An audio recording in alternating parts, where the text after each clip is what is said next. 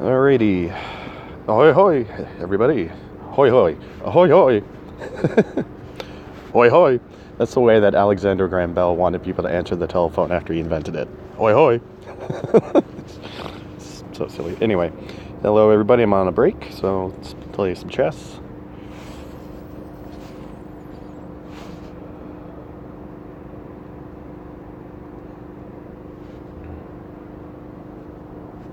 Okay.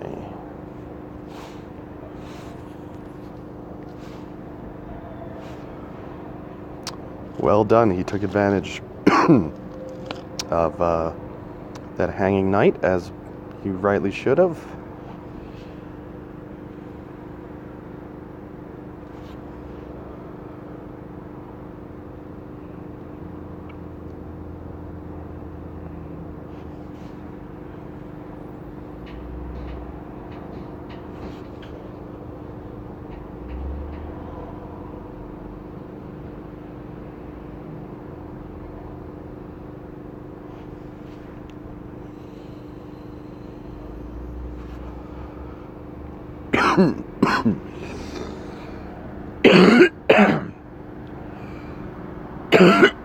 Excuse me.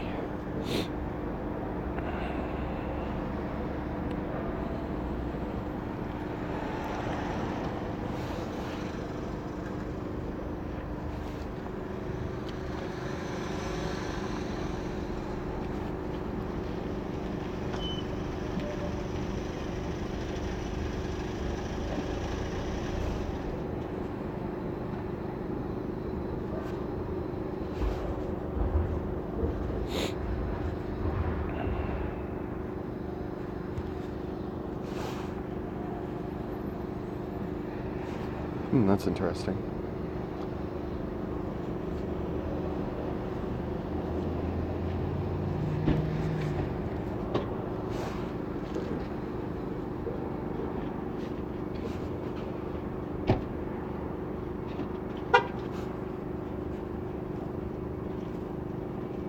Hi, Justin. Morning.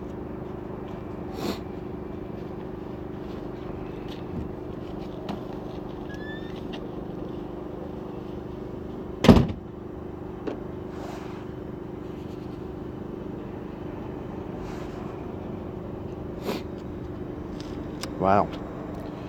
I should have seen that coming.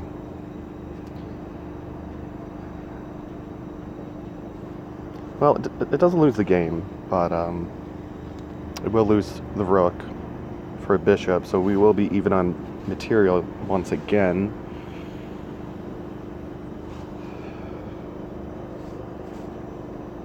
It's a bit of a shame. Let me look at this game again. So we went straight Grunfeld. He did that. I did that, and then that's when I won. The rook. I castled. He could have played that bishop move right now, but instead he does that, and I should have played the pawn forward, but I did this instead. I didn't see that, honestly. I really didn't see that coming. So now one issue that we're going to have to be concerned about is this right here. That'll give check. You know, he'll probably, of course, take that at some point. So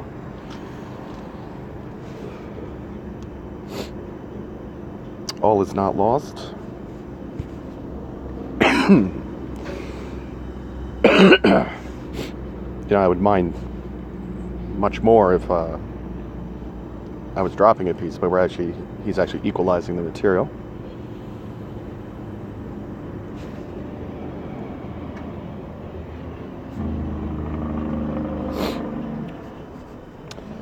So this guy is playing exactly as I would play against what I'm doing. He's taking a strong center on the 4th rank with those 3 pawns on the D, the E, and the F file, or on the C, the D, and the E file. Yeah, C file, D file, E file. That's a very strong position for white, but black, I'm experimenting with this sort of Baroque style development where I don't go past, in this case it's the 6th rank, but it's, 3 ranks 2 ranks up from your starting rank. It's developmental tempo wise, it's not really any slower than what white's doing. It's just positional development is white's more forward and more aggressive, but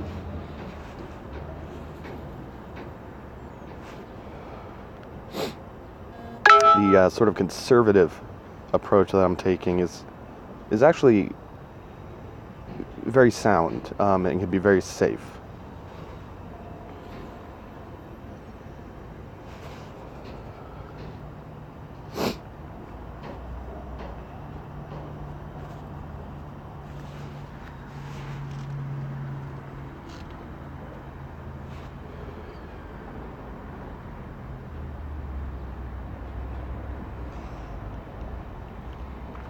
Yeah, I'd say white's in what I like to call a sticky wicket here. Do feel pretty secure with this position.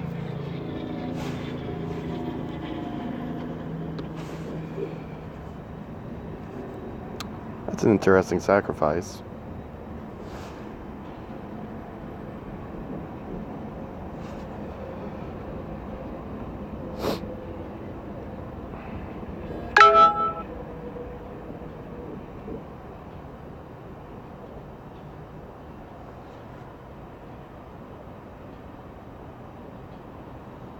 I don't think it's a very good sacrifice, though.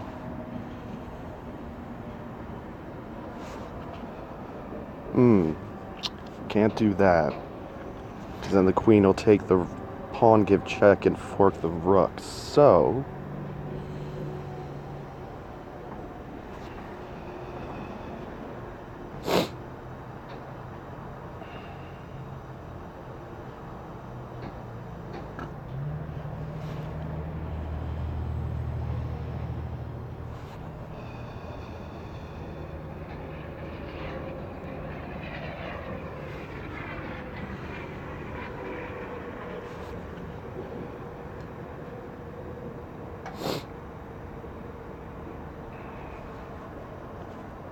I think I'm going to defend the pawn instead.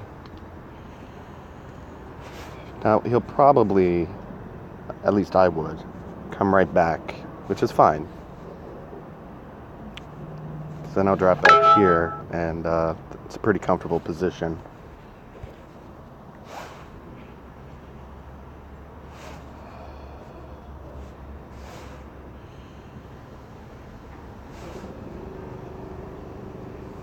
Alright. So he's got a killer move here. Bam. Right? Now he could take the rook if he wants, but I would take back with the knight.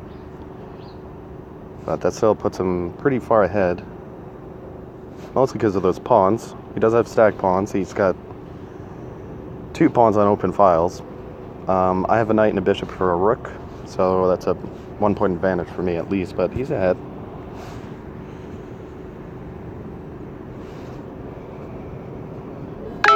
Alright, so now I made that position I like for black.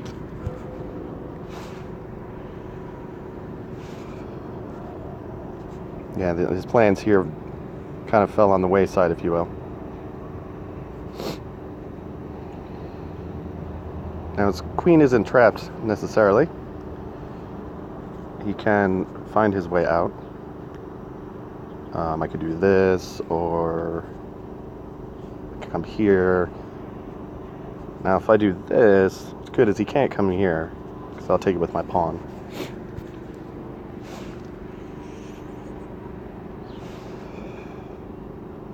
Alright.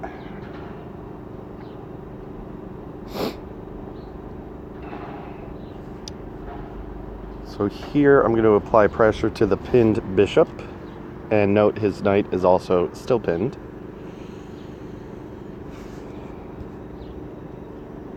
If he decides to break either of those pins, I'll take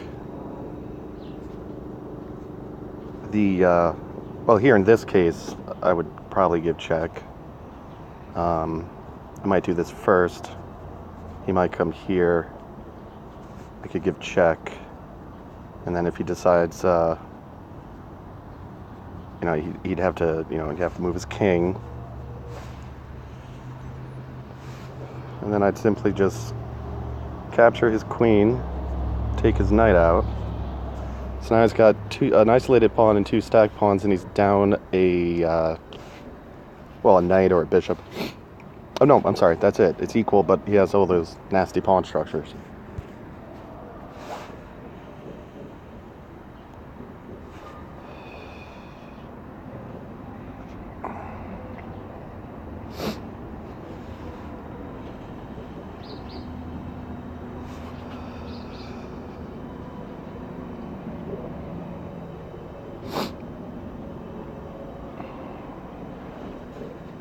I gotta think about this for a second. Alright, I'm back. Sorry. Had to light up another cigarette. Don't smoke, kids. It's bad for you. Alright, I'm gonna defend this pawn here.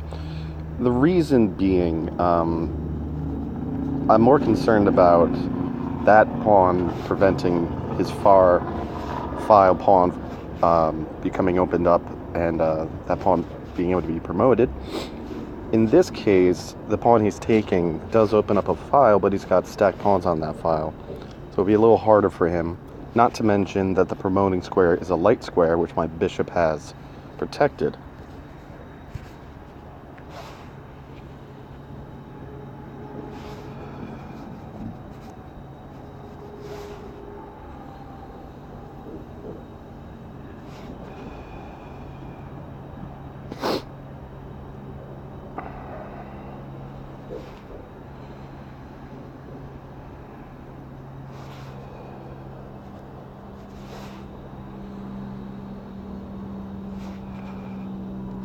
I like this idea, mostly because it'll win either a knight or a rook. It looks like it can win the rook. So, my opponent is going to be obliged to move his queen. And actually, no, he can still protect both pieces in this case. I stand corrected. So he can come here, and that'll protect both the rook and the knight. And I would probably be obliged to do something like this to protect that pawn.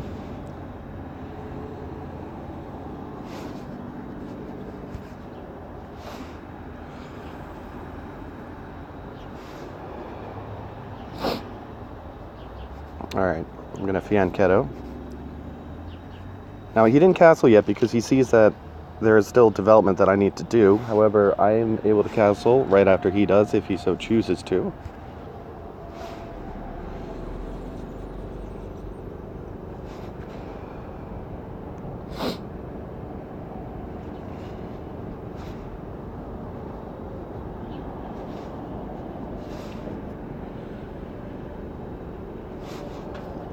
All right. Now, the reason I did that, so let's say he'll likely do something like this. If I push off that bishop and he comes here and I try to deflect it, if he chooses to take the knight, I can take it back without having to use a pawn. If I was him, I would probably do something like this because he knows it's going to take me a little bit more tempo than he needs. I would probably do this, so then I castle. Something like that. Okay, that's what I thought he was going to do. Alright, that's fine. He's likely going to take the pawn. I'll come here, and then, where he's got a number of places he can go with this queen that are still relatively safe.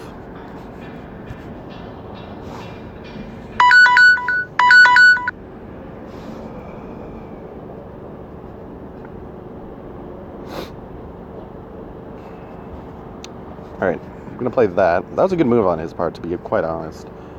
So now, if we have the exchange, it holds like that. He might do this. I'll probably do that. Maybe this. Do that. Castle. Castle. That's not a bad idea. In that case, I'd most likely do this. chooses to take, I take back with the queen. It's a whole bunch of fun things. All right. Catch you guys on my lunch break.